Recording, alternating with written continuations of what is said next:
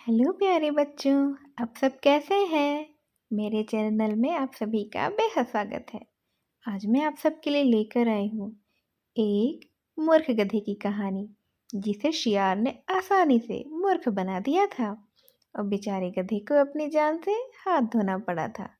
तो चलिए आइए शुरू करते हैं, पर उसके पहले आप मेरे चैनल को लाइक और सब्सक्राइब कर दीजिए।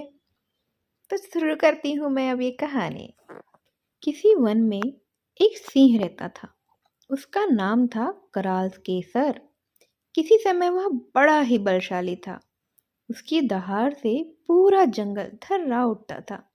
पर फिर एक बार हाथी से उसका भीषण युद्ध हो गया।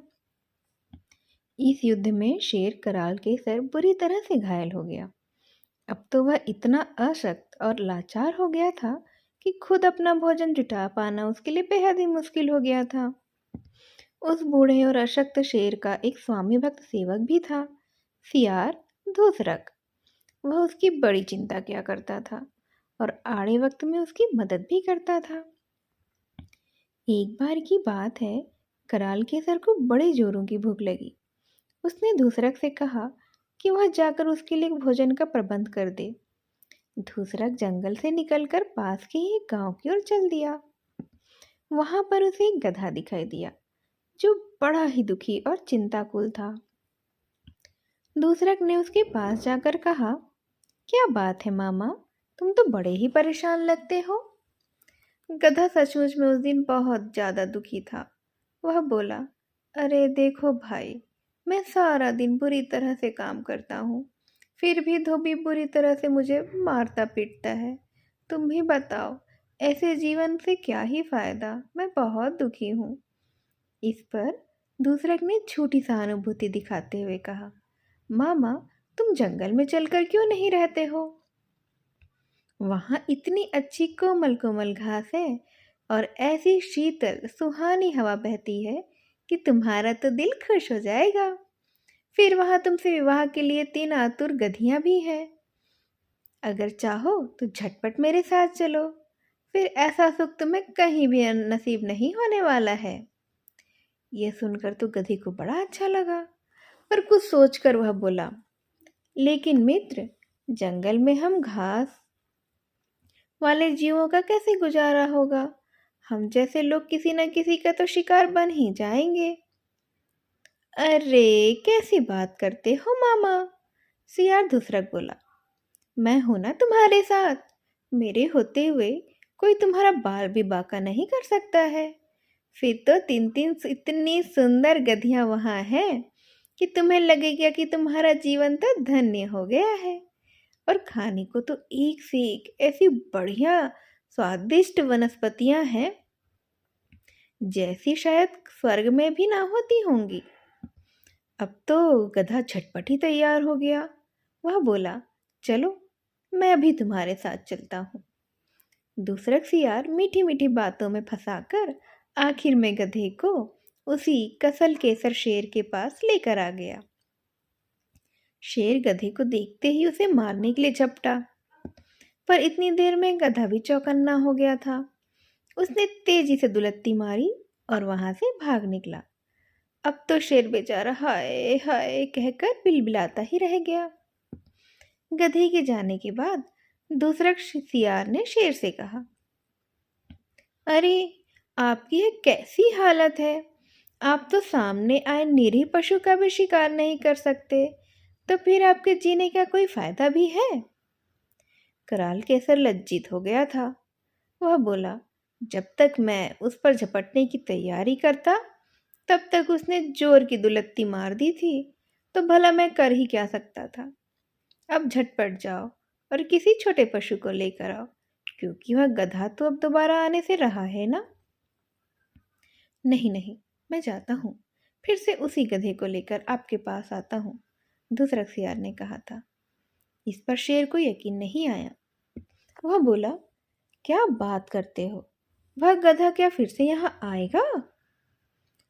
जब एक बार सब कुछ वह जान गया और खुद अपनी आंखों से उसने देख भी लिया, तो फिर वह यहाँ क्यों ही आएगा? इस पर दूसरा सियार बोला, अरे हाँ, वह जरूर आएगा। आ ही आएगा। अगर थोड़ी सी चतुराई और बुद्धिमत्ता से काम लिया जाए तो भला क्या नहीं कर सकता और क्या नहीं हो सकता है। थोड़ी देर में दूसरा सियार फिर से गधे के पास पहुंचा। उस लंबकर्ण गधे ने नाराज होकर कहा, बड़ी अच्छी जगह लेकर गए थे तुम मुझे, मेरी तो जान के ही लाले पड़ गए थे, तुमने तो मेरे साथ धोखा कर दिया।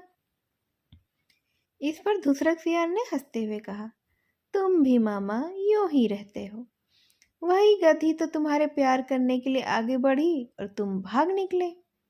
क्या कहा? वह गधी थी? देखने में तो नहीं लगती थी। लंबकर्ण गधे जो है उसने अविश्वास से कहा था। घूमकर सियार ने बोला, अरे मामा, मैंने कहा था ना कि वहाँ जंगल में एक से एक बढ़िया वनस्पतियां हैं, इसी से तो वह गधी इतनी हिष्ट-पुष्ट हो गई और उसकी पीठ पर ऐसे सुंदर लहराते हुए बाल निकल आए कि तुमसे पहचानने में ही भूल हो गई।